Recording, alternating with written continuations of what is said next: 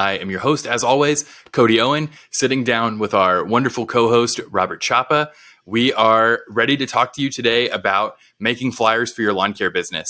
And what I would tell you right at the outset is, even if you don't want to DIY your flyers, you want to pay someone to do it, whether it's on Fiverr or a local print shop, the reason this is going to be so important for you to know is so that you can evaluate what they're showing you. You're not trusting them to do a good job or to know how to do their job because, we've all worked with local print shops that were just some random kids who could show up on time and only sort of get high on the job. So we want to make sure that we know what they should look like so that we can end up with a quality product. And Robert has helped put together this great outline. We put together some mock-ups that you can see in our main YouTube channel about this, but we're just going to kind of be chopping it up today about what a good flyer should look like. So Robert, thanks for hopping on with me. Hey, thanks, Cody. Same like with emails. I like making flyers. It's a lot of fun, and it's just really interesting what goes into making a good flyer and what goes into making a bad one. Yes, because you can definitely both of them on purpose. So let's talk about, what does a good flyer look like? Obviously, we need to know who you are. We need a logo. They need to be able to contact you, phone number, website, your services or service that you're advertising. And as with everything, you have to have a call to action to make them do something. Yeah. The thing I would remind people about the logo is even if, like your logo is a tree or it's a dog, that's your mascot, whatever it is, make sure the business name is attached to it. Kind of, like very obviously you've got your logo that's like the symbol, and then you've got the name of the company right there.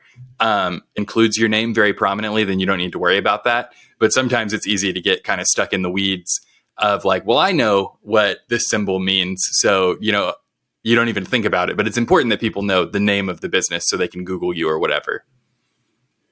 Yeah, sometimes you, like what you mentioned with the dog, sometimes you just see a dog on the bottom of a flyer and you're kind of like, I don't understand.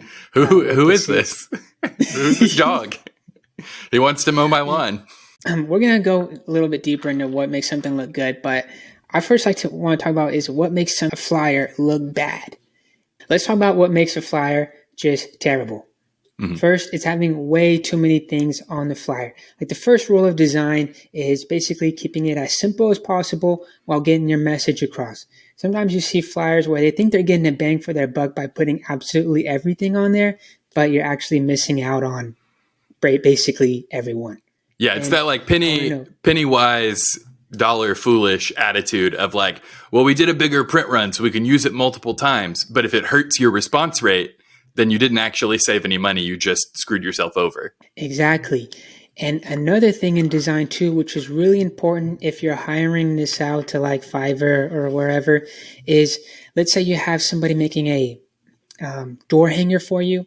And I learned this firsthand, where if they're not keeping into consideration that a hole is going to be cut out and needs to go on the door, they may put some vital piece. It may be a picture of your face that they cut out, or it could be your website cut out. And if they don't keep that in mind, then when they send you the product and then you go out to print it because you didn't think about this either, and then these printing people, they're printing thousands of flyers every day. So they're just letting, like Cody said, he's just getting high on the job. He's going to let it go through. Yeah. Let's talk a little bit more about some of the technical nitty gritty here. When you're giving your logo, any graphics or anything that's been designed, if you're giving that to another designer to work on your flyer, you want to make sure that it is in a scalable format. So this is not like a picture of you. This is maybe the graphic of your mascot or the logo, all of that stuff. A scalable format usually is going to be like a PNG. So you want to look for that .png file in whatever your other graphic designer sent you to hand off to the designer who's working on the flyer. If you send them a non-scalable format, like a JPEG or something like that, I know this is like, we're kind of off in the weeds here, but it's so important. Because you send them a JPEG and they scale it up to be on the flyer how they want. If they're worth their salt at all, they're going to tell you like, hey, this is the wrong format. But if it's someone who's cheaper and they're trying to move quickly, they're just going to blow it up and it's going to end up looking super grainy and bad. So you want to look for that .png or like maybe an Illustrator file or something like that you could hand off to a designer. Just make sure that whatever you're giving them is something that is scalable so that when they blow it up, it doesn't, look all pixelated and crappy. Because if I get a flyer in my mailbox and it's all pixelated like that, I'm not even going to read it. I'm going to throw it away immediately. Let's talk about what you absolutely have to include on a flyer. The big thing that I would tell you here is you need to have a singular call to action. So what a lot of guys are doing now is just having a QR code and their web address printed on the flyer, so that if for whatever reason, you've given it to someone who doesn't know how QR codes work, they can hit your website. But you want that QR code to drop them like on a quote page that lets them take the next tiny bit of action you're asking them for. Now, what that means is that I don't want your phone number, your email address, your cell phone number, and your website on there, right? We want to direct people to one course of action, because if you have a bunch of competing things there, it's just kind of like, how do I contact these people? What's my preferred method? And then you just don't do it. We don't want there to be any friction. We want there to be an obvious course of action that you're telling them to take. So we want to have name, logo, website, a specific CTA. If you're going to have a special offer, let's have that on there as well. But in general, you want to keep it as simple as possible, just like Robert was saying at the top of the episode. I want to ask you, Cody. Okay, let's say a business owner, they get their flyer back and they're thinking, I don't know if this is actually good. You can ask your friend, you can ask your family. That's also a good decision. Send it to people around you and be like, hey, honest question. I paid money for this. Tell me if it's good or at least decent. But what would you look out for? As I know you want to have that single action of a CTA, but I guess design-wise, what kind of things should they keep in mind so they know how to spot it? Like, okay, this doesn't cut it. The first thing I would tell you is you can email it to us. We'll tell you what we think of it. And we're not shy about that. Email it to me, Cody@lightspeedsocialagency.com. I'll tell you, I'll rip it apart. I'm a nice guy, I promise. But yeah, so the big thing here is Robert was already talking about, you're listing every single service you've ever provided to anyone. And it's just confusing. Like, why are you talking to me about snow plowing in April? I would watch out for fonts that you've seen a million times that are not simple. So like the papyrus font, if you see that, like that's garbage, throw it away. If a designer hands you something with the papyrus font on it, do not give them money.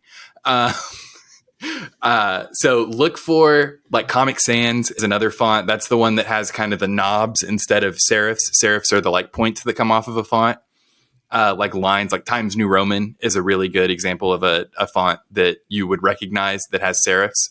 So Comic Sans, instead of like the pointed serifs, has like little knobbies on, almost like a little girl drawing in her journal might like dot the letters or something. Don't use that.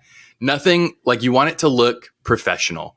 And I know that is a hard thing to quantify, because sometimes, I'll see a thing that a company has printed and I'll be like, man, that does not look professional at all. But like, obviously somebody felt like it did. So we've got some really good examples that our team worked on, some mock-ups in our YouTube video. It will be linked in the description here. But the big thing is just like, bad design is hard to quantify. Maybe reach out to someone who you feel like has solid taste, and ask them what they think about it. Does this look too busy? Ask those kinds of questions. Does this look too busy? If you saw this, what would you think you were supposed to do with it? Those are good questions to ask that tell you what's drawing people's attention. If you show someone a flyer and you want them to go to your website and fill out a quote form, and they look at it and they go, I don't know, am I supposed to call? Then like that tells you like, oh, maybe I shouldn't have the phone number on here if I want them to come through the website. No clear CTA is the next thing we have in our outline here. That is, if someone looks at your flyer and they have no idea what they're supposed to do next, if they want to do business with you, that's a real problem. So we want to have a clear call to action. We've been saying CTA this whole time, but that means call to action that tells people, get a quote today. If you have an offer, it should be in the CTA. Save 20% off your first mo by signing up today. That sort of thing. And then, man, How do you know if a flyer is too busy? Robert, what do you think? I think you touched on a lot of great points there. And in most, almost 99% of cases, you don't want cursive on there. Cursive is hard to read, and people don't teach cursive in school anymore. Those are the big things. And I think what you mentioned, Cody, is a really good place to start. And for those people out there who want to actually make their own, say, hey, I want to take a whack at it, or, I think I have some design skill. I'd say for you, if you're looking for a place to start, don't worry about Adobe and all these things. These are very complicated. I would just go straight to Canva. Yeah. Okay. I'd even suggest Canva Pro.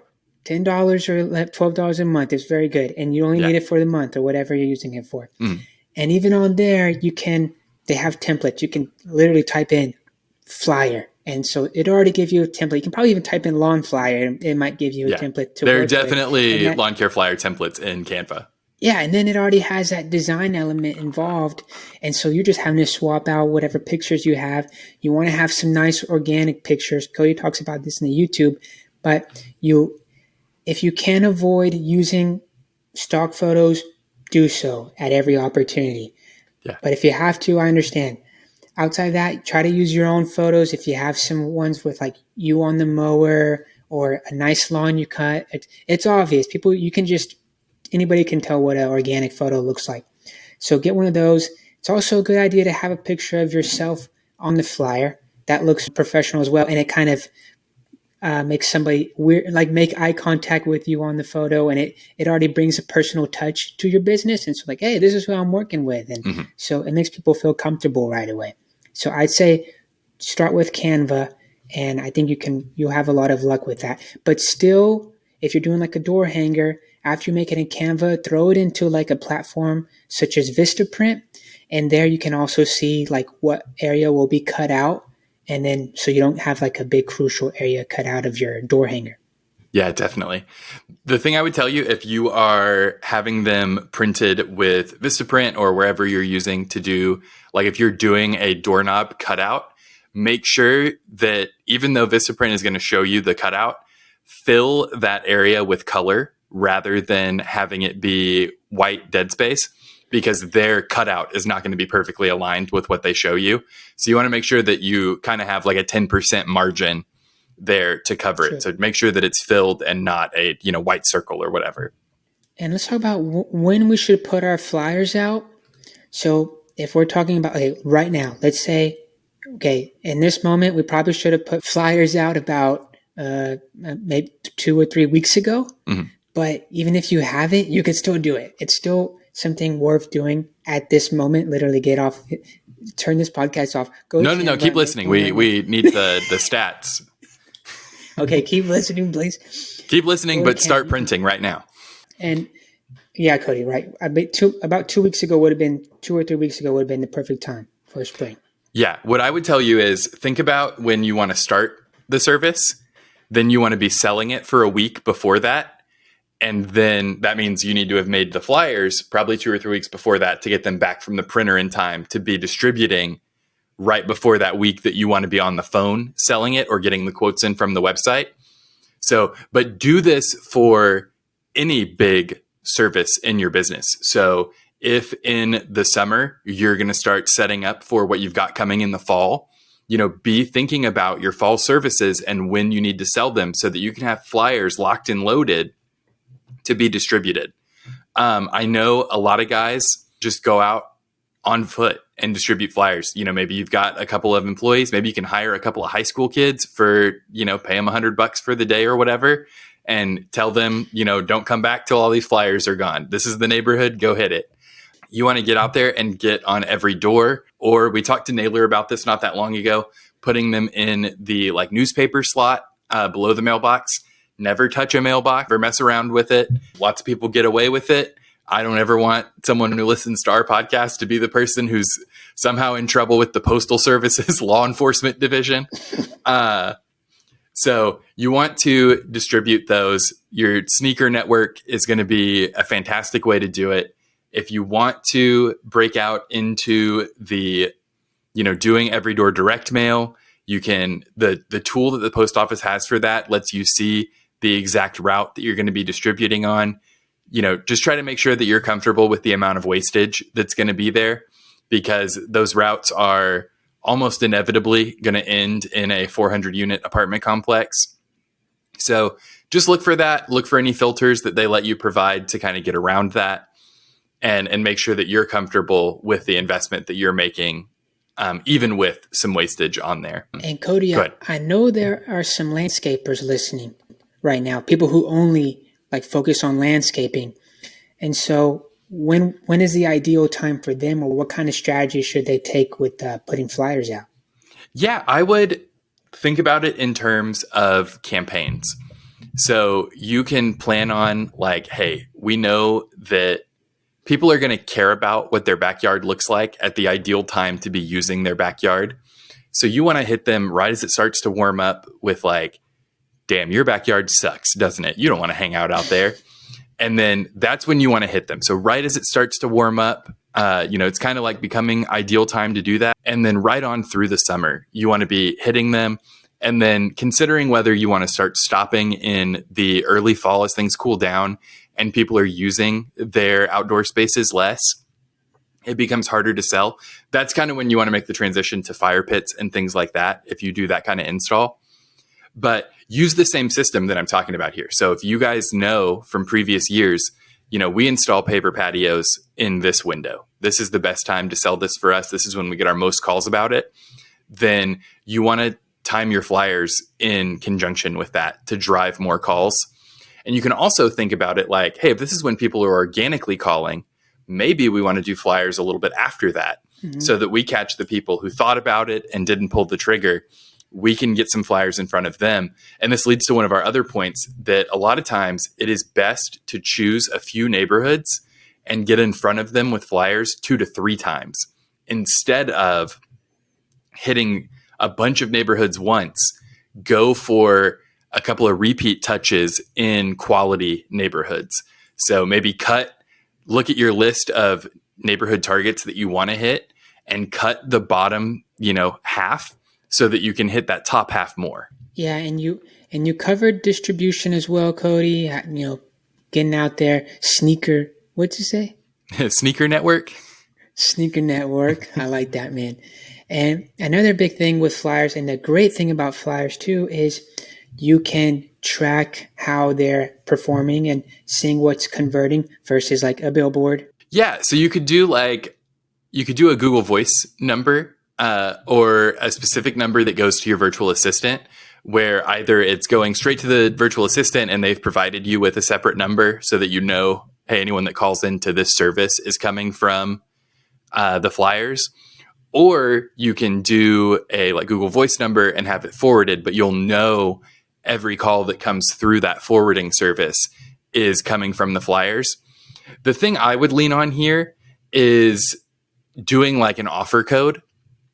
Mention da-da-da-da to take advantage of this offer. So whatever your spring offer is, mention code C-Spot Run to claim your 20% offer. And then you'll know every single person that calls in that uses that came in from the flyer. And some people might forget or whatever and not take advantage of the offer, and that's fine.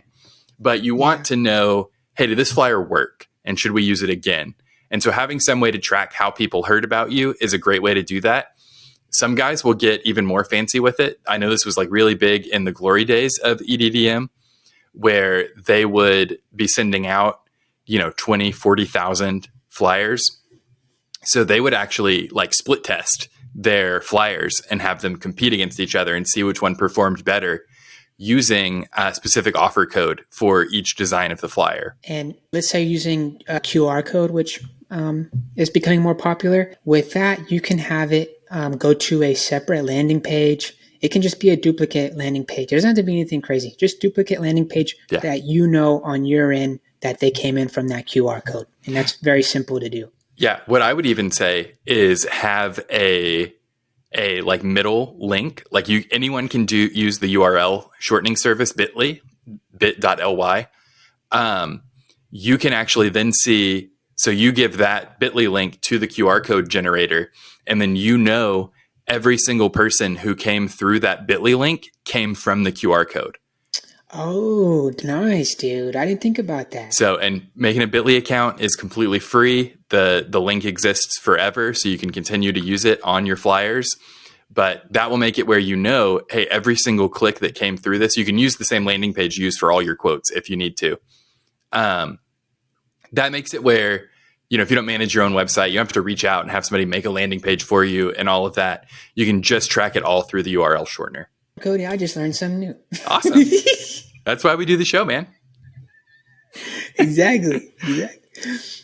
Before we get going, Cody, do you have anything else you want to mention on flyers? Nah, man. I think that we've kind of given you a lot to work with. If you have any questions, as always, you can reach out in the comments if you're watching on YouTube. If you are listening to the podcast wherever you get podcasts, then make sure to leave a rating and a review. And you can always reach out to us via email, Cody@lightspeedsocialagency.com, and I would be happy to address your question on the air. Just put put podcast question in the subject line so they'll where you came from. Clutch. And we like answering questions. That's a lot of fun, and it makes it it's a small community, but it's a big one at the same time. So absolutely, guys, thank you for listening. Check out the YouTube video below, and remember to grow your business at Lightspeed.